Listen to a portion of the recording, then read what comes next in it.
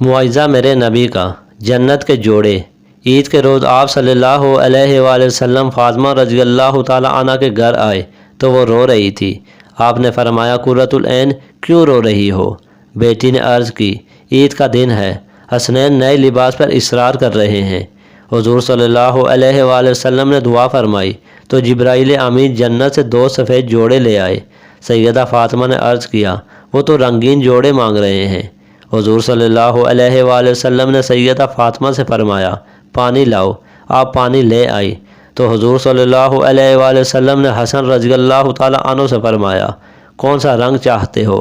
حسن رضی اللہ تعالیٰ عنہ نے عرض کیا سبز۔ حضور صلی اللہ علیہ وآلہ وسلم نے سیدہ فاطمہ سے فرمایا اس جوڑے پر پانی ڈالو۔